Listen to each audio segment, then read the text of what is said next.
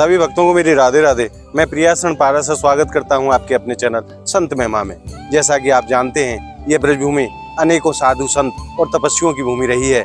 आज हम आपको लेकर के आए हैं ब्रजमंडल के ऐसे ही निर्जन स्थान पर, यहाँ रह कर के ये संत भगवान की नित्य आराधना किया करते हैं। कैसा इनका जीवन है और कैसा इनका दिव्य सत्संग है, आइए चलते हैं और इनके दिव्य सत्संग की गंगा में आज स्नान करते हैं। तो आइए हमारे साथ पूज्य महाराज श्री के पास। और महाराज जी आज भी अपनी साधना में मस्त हैं। आइए चलते हैं पूज्य महाराज श्री के श्री चरणों में और आनंद लेंगे आज उनके दिव्य सत्संग का। और जैसा कि आप मेरे पीछे दर्शन कर रहे हैं, ये उन संत भगवान की कुटिया है। यहाँ जंगल में ऐसी कुटिया बना करके ये संत दिन रात प्रभु की आराधना कर रहे हैं। कैसा इनका जीवन है और कैसे ये अद्भुत संत हैं, आइए जानते हैं उनके पास पहुंच करके और आनंद लेंगे आज इन महापुरुष के दिव्य सत्संग का। महाराज जी, सर्वप्रथम आप अपनो श्री नाम हमें बताओ। श्यामदास नागा बाबा। आपकी जन्मस्थली कहाँ रही है? मेरा नाम है प्रभु। आपकी जन्मस्थली कहाँ रही है? जहाँ तक जन्मस्थली की बात करते हैं जी, साधु का पुनर्जन्म होता है जी, दूसरा जन्म होता है। ठीक है, कथा सुनाते हैं, ध्यान देना मेरे तरफ। जी महाराज।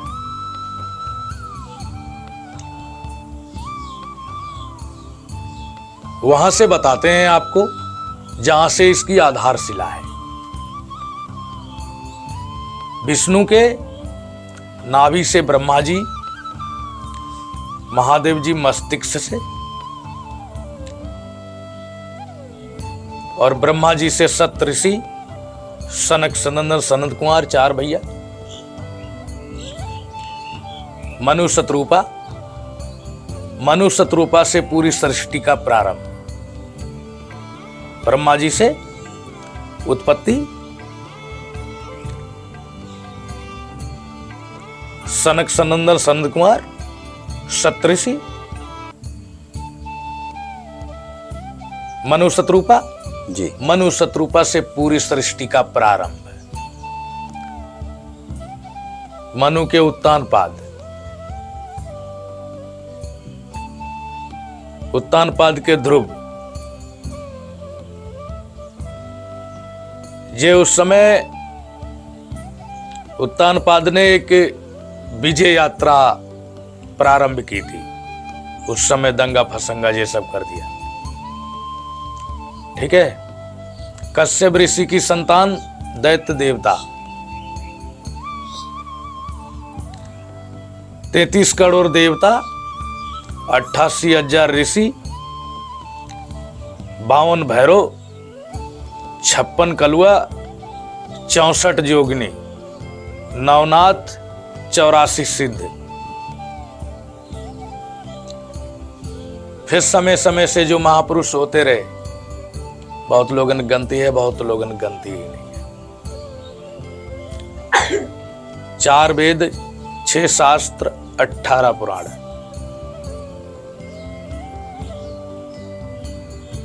अन्य संत, अन्य पंथ, नित्य नवीन संत लोग ग्रंथ लिखते रहते हैं। इनको सबको लेके चर्चा एक ही चीज की है, धर्म से चलो, भजन करो, परमार्थी रहो, दयालु रहो, दूसरे की मदद करो। मतलब किसी को कष्ट पहुंचाना नहीं सिखाया गया। महापुरुषों ने कहा 4 वेद 6 शास्त्र में बात लिखी है 2, और दुख दिए दुख होते, सुख दिए सुख होए। फिर समय, शास्त्र, सभ्यता, शस्त्र, मनुष्य का इनको सबको ज्ञान होना चाहिए। समय का मतलब है, अब जो तुम्हारा बच्चापन है, अब तो खेल में गया जी। जवानी में संगत सही नहीं मिली तो फिर चेतना भी नहीं आई, और बुढ़ापे में समय कम बचता है, ज्ञान विज्ञान का अध्ययन नहीं किया जा सकता। और जवानी कर्म के लिए होती है, बच्चापन गया और बुढ़ापे में कर्म उतना बनता नहीं, तो जवानी में ही पहुंच सकते हैं। वही एक समय है। वो एक समय है कर्म करने का। जी। मान लो माता पिता ने मेरी सेवा की तो उनकी सेवा करें, कमा के खिलाएं। जी। और जवानी का अर्थ होता है किसी से ज्यादा जल्दी किसी के अधीन नहीं रहे, एकदम हर चीज किसी को देने की क्षमता बन जाए, इतना कमाए, ठीक है ना। अपनी बिगड़ी हुई परिस्थिति संभाले, बिगड़ी हुई स्थिति जो है उसको संभाले और उन्नति की ओर बढ़े। हर व्यक्ति को कहते हैं उन्नति की ओर बढ़े, तो उन्नति कितने प्रकार से होगी? जी।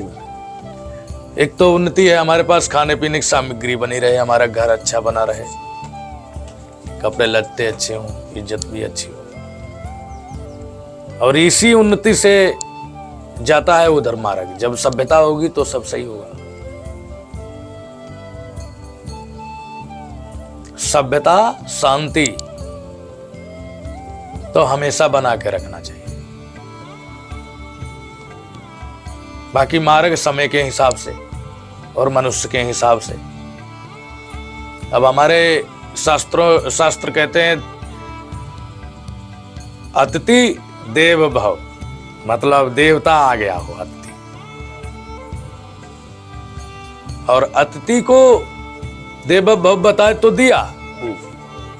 बाकी अगर सही ज्ञान है तो अपना मंगल अमंगल, राधेश्याम, मंगल अमंगल दोनों देखना पड़ेगा। जी।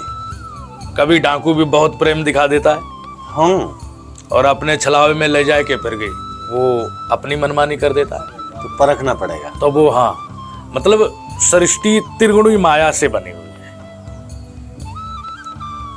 और हानिकारक और लाभकारी दोनों प्रकार का इसमें जीव है, व्यक्ति है। जी। गुण अवगुण रहेंगे सृष्टि में। प्रारंभिक बीज मतलब गलत नहीं होगा तो अच्छे का पता नहीं पड़ेगा, जहर नहीं होगा तो अमृत का पता नहीं पड़ेगा, अग्नि नहीं होगा तो जल का पता नहीं पड़ेगा, अब धूप नहीं होगा तो सर्दी का पता नहीं पड़ेगा। मतलब मौसम अपनी जगह पे है, मनुष्य की सभ्यताएं अपनी जगह पे। सभ्यता और धर्म ये बताता है कि तुम मौसम मत बनो, एक रस रहो, धर्म के कार्य करो, धर्म में रुचि रखो, भजन करो, तुम्हारा मंगल है। भगवान कृष्ण कहते हैं गीता में, हे अर्जुन, मन कर्म वचन से किसी को कोई सताता है वो सबसे गलत आदमी है, और जो मन कर्म वचन से किसी को नहीं सताता वो मेरा परम प्रिय भक्त है। परम प्रिय भक्त। साधनाएं मनुष्य के हिसाब से है।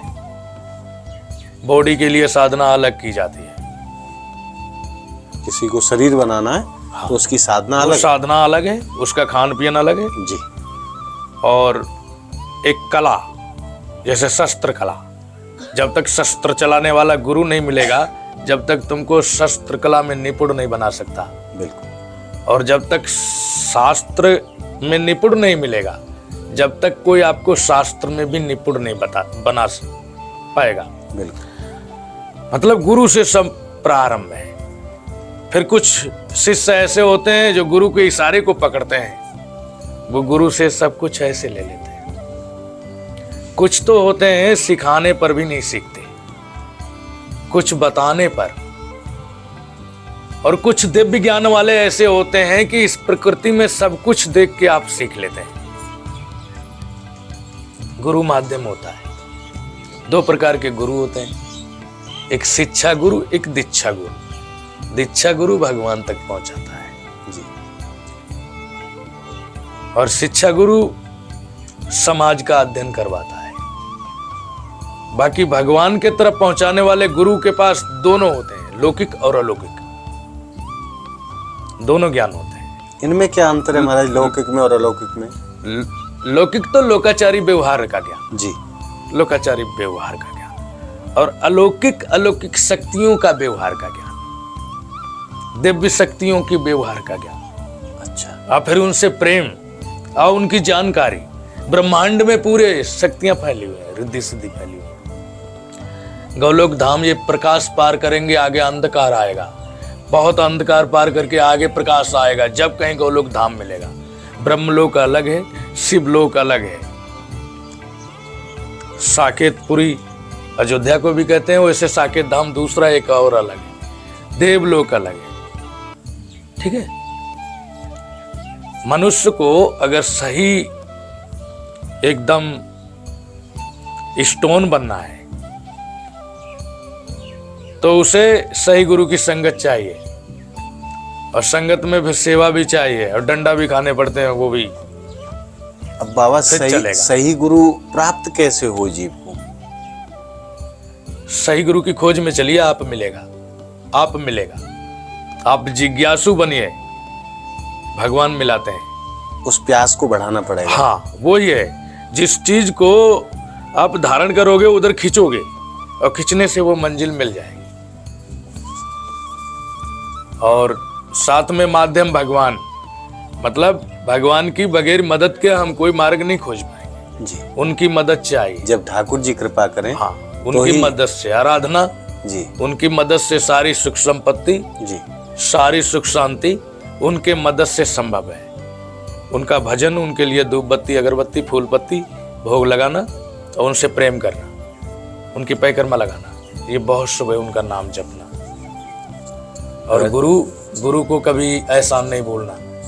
गुरु गोविंद से भी मिला देता है, सारे संकटों से भी निकाल देता है। गुरु कृपा से ही यहाँ वन में साधु लोग बैठते हैं, उन्हीं के भरोसे, बिल्कुल उन्हीं के भरोसे। और गुरु कृपा साथ में होती है, उनके पास सब वैसे रहता है जैसे आनंद घर में वैसे ही वन में।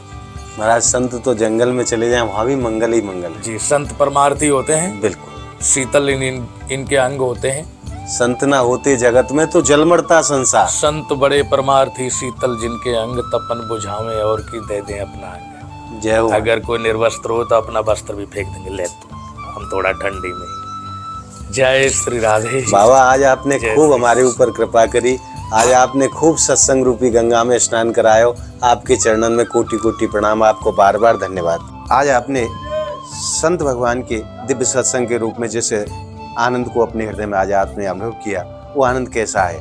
ब्रजमंडल में रहकर के संत भगवान समस्त समाज के कल्याण की कामना से यहाँ रह करके ये दिन रात भजन किया करते हैं, दिन रात साधना किया करते हैं। ऐसा दिव्य जीवन है इन संत महापुरुषों का। आज आपने महाराज जी के मुख से जिस दिव्य आनंद को आपने सुना, जिसको अनुभव किया, वो आनंद आपको कैसा लगा हमें कमेंट के माध्यम से जरूर बताएं। और हमारी इस वीडियो को ज़्यादा से ज़्यादा लाइक करें, ज़्यादा से ज़्यादा शेयर करें, ताकि सभी भक्तों तक ऐसा अद्भुत ज्ञान पहुंच सके। मिलते हैं संत महिमा की अगली वीडियो के साथ, तब तक के लिए श्रीधाम ब्रजमंडल की पावन भूमि से जय जय श्री राधे।